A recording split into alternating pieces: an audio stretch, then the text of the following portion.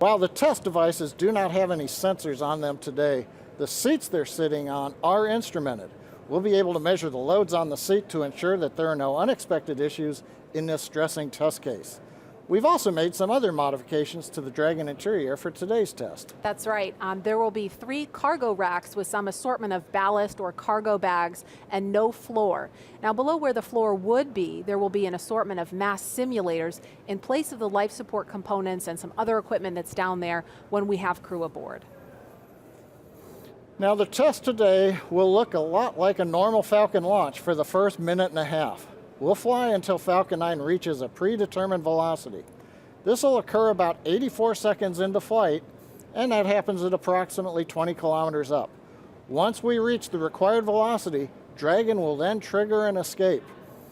Now as a reminder, the ground is not commanding this abort. It's up to the onboard computers to determine when to trigger the launch escape and do all the functions afterward. Once Dragon does trigger the launch escape, the first event will be commanding Falcon 9 to shut down its 9 Merlin engines. Now, as Marie and I mentioned earlier, Dragon will then separate from the Falcon using its 8 Super Draco engines, firing for about 8 seconds. That carries Dragon capsule with the trunk up and away from Falcon. Now, once they finish firing the Super Dracos, we coast, we jettison the trunk at apogee, we reorient the capsule to come back for entry into the Earth's atmosphere. We deploy about 2 minutes after apogee the drogue chutes, and about a minute after that, the 4 main parachutes will be released. Dragon will then splash down softly in the Atlantic Ocean, about 35 kilometers offshore. Now when Dragon separates, we no longer have that smooth aerodynamic shape on top of the rocket. So the supersonic Falcon is going to be exposed to strong aerodynamic forces in the upper atmosphere. So we expect those aerodynamic forces will cause Falcon to start to tumble. Our simulations show that the Falcon will likely break apart due to the tumbling, instead of having the destruct system triggered and destroying the rocket. So now again, this entire test will take less than 10 minutes from the time Falcon 9 lifts off until Dragon splashes down. But Marie, once we splash down, the work's not over yet. Right, it's just beginning for the recovery team. We have a lot of things happening very rapidly in that first 10 minutes, and the recovery operation takes quite a bit longer. It'll be similar to the pad abort test, but it will happen slightly farther down range in the Atlantic Ocean. So after splashdown, recovery teams will already be standing by for range approval to enter and clear that hazardous area. And if all goes nominally, SpaceX could have fully recovered Dragon back onto its recovery ship approximately 2 hours after splashdown. Keep in mind though, if this were to happen during an actual flight with crew on board, rescuing them would be the #1 objective, of course, and recovering Dragon would be a secondary operation. So if that were to happen, an elite military rescue team would deploy at a moment's notice. They're part of the U.S. Air Force's Detachment 3, or they have this really great nickname, the Guardian Angels, which is very appropriate. They would jump from military aircraft. There's a photo of that happening there where they would deploy their own parachutes to gently reach the water, and from there they would help the crew out of the capsule and then onto a life raft to wait for a larger ship. Now this is not just any life raft. It has a cover that they can put over the top to protect them from the elements, and it's also equipped with food, water, and medical supplies, enough to last for days if needed. This would be, of course, a worst case scenario. It's one that we don't expect to happen. But of course, what do we do when we're preparing to fly crew? We always plan for the worst. So this is something that NASA, SpaceX, and the Department of Defense have rehearsed together over and over so that we're ready for anything. And the SpaceX recovery team is also keeping an eye out for Falcon 9. As we mentioned earlier, Falcon 9 is expected to break up over the water. And we've got a dedicated team of SpaceX recovery personnel who will be staged and ready to begin recovering debris shortly after breakup. Well, the clock's kicking down rapidly. We're just over T-minus 2 minutes and 14 seconds from liftoff. You've seen the crew access arm. It's back. That was retracted away from Dragon at T-minus 42 minutes.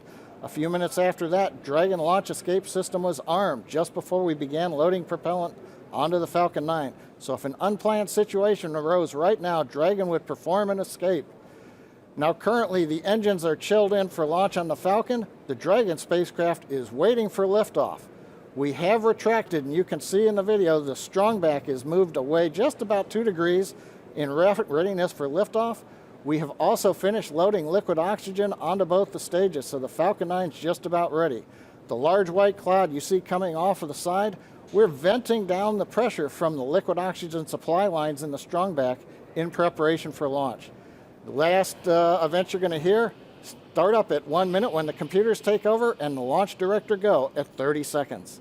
And we're coming right up on that in about 15 seconds now. We'll be just a minute from liftoff. And Falcon 9 is, as you just heard, is moving into those final stages of the final countdown for the in-flight abort test today. So far, weather's looking okay. We're hoping it's going to continue to cooperate, and the range is green for launch. Now, if for some reason we scrub today, we will shift to our backup launch window, which is tomorrow at the same time. Again, this is just a test. We're fully expecting Falcon 9 to break up, so don't be alarmed if you see that happening live. And with that, let's listen in now. We're just 45 seconds from the final countdown.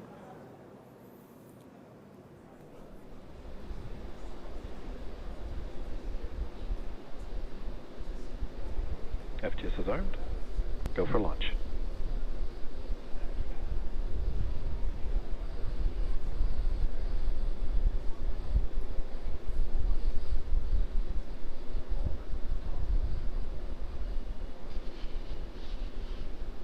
Minus 15 seconds. 10, 9, 8, 7, 6, 5, 4, 3, 2, 1, 0. Ignition, liftoff. Simplify, aim high. Go Falcon, go Dragon.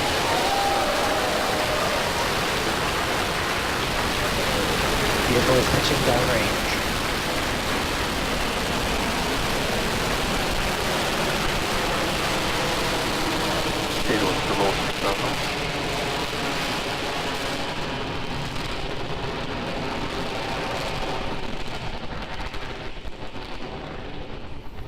T plus 30 seconds. Falcon 9 with the Crew Dragon capsule is heading east from pad 39A. Everything looking good right now. As we get ready for max dynamic pressure, we are now throttling down the first stage engines on the Falcon power 9. and telemetry nominal. Everything continues to look good. We're approaching the period of maximum dynamic pressure. Vehicle is supersonic and passing through maximum dynamic pressure. You've heard we're supersonic, we're through max Q. We're getting ready now to throttle the engines back up on the first stage.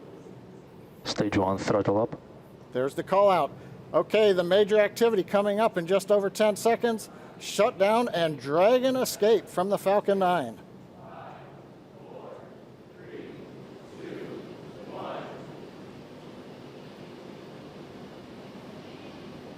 Miko. Dragon launch escape initiated. Dragon's away. And you can hear some really loud cheering in the room. Okay, you just saw a bright flash there. It looks like that may be Falcon 9 breaking up. We've got some loud cheers here in Hawthorne, the folks that just watched live the Dragon separate. The next milestone we have coming up at 2 minutes, 25 seconds, we're expecting to see the trunk jettison. So that claw that connects the trunk to the capsule is going to separate, allowing Dragon to separate from the trunk. That's coming up in 15 seconds. And we do have the report. Loss of telemetry from Falcon 9, first stage.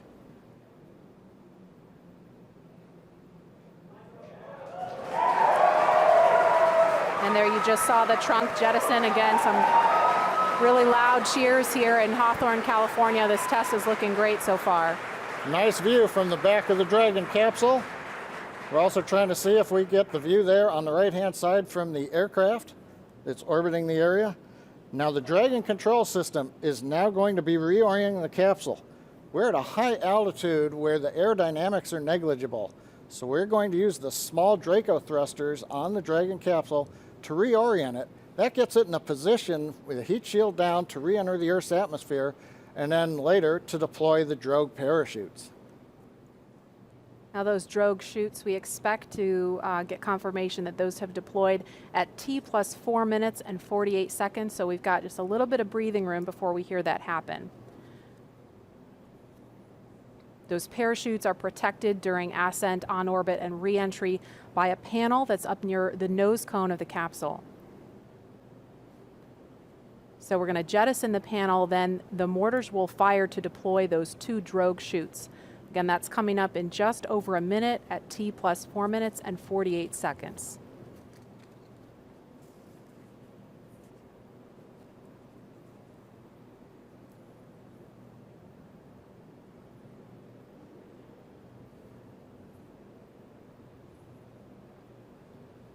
Now those drogue chutes, when we see those come out, those will open, those will come out before the main parachutes. Those drogue parachutes are what we use to begin to decelerate the Dragon capsule in preparation for splashdown. We understand we're getting into the drogue deploy envelope on the Dragon capsule. We expect that will happen when Dragon is at about 20,000 feet.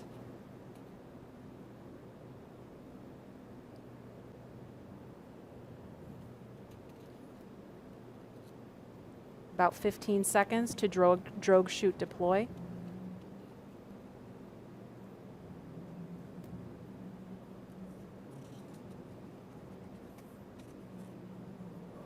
And there they are. Drogue chutes are out. Again, some major cheering going on here as every stage of this test unfolds. Now we're going to be getting ready for the main chutes to deploy.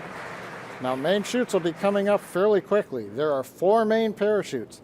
These are the newest Mark III parachutes. They're each 116 feet in diameter. We deploy them about 2 kilometers above sea level, 6,500 feet above the Atlantic Ocean. We're getting good views from the Dragon and the airplane, showing the 2 drogue chutes. Now we're just waiting for the main parachutes to be deployed very shortly.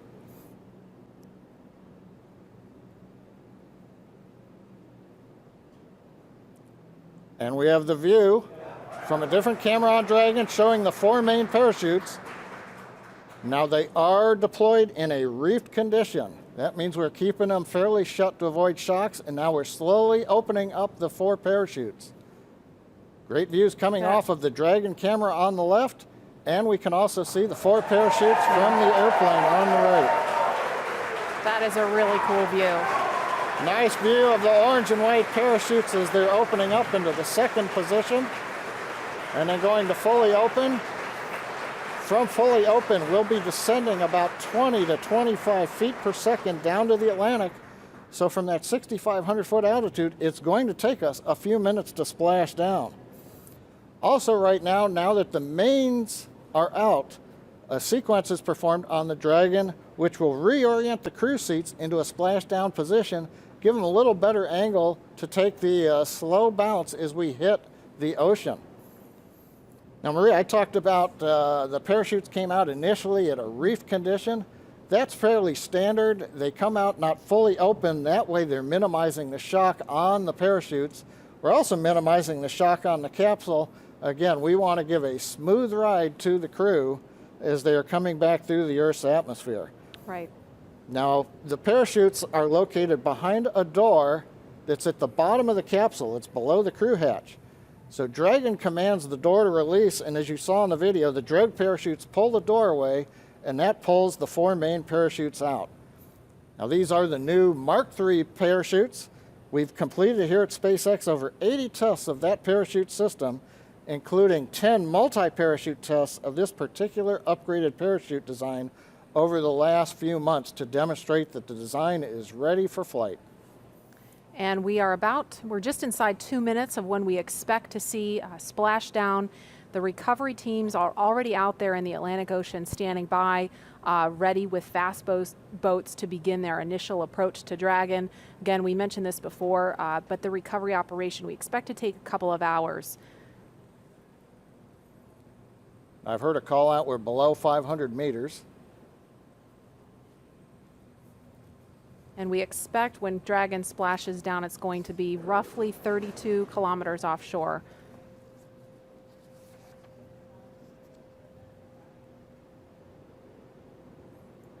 Again, we're looking at a live view. So far, all things have appeared to go nominal for this test. All things looking great so far. We saw the 4 main parachutes deploy. You're looking at them now, fully open. And we are coming up on about a minute until splashdown.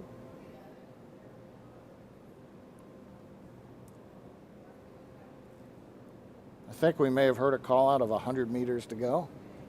Yeah, I just heard that too. Yep.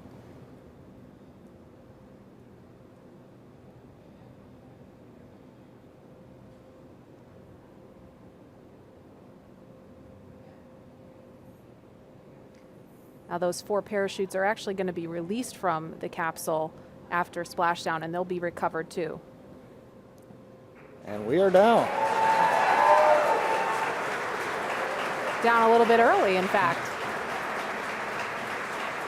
And there you can see the recovery boat beginning to approach instantly. I'm going to try to talk a little bit louder so you can hear me over the folks here. This has been a really exciting thing to see because we had the weather.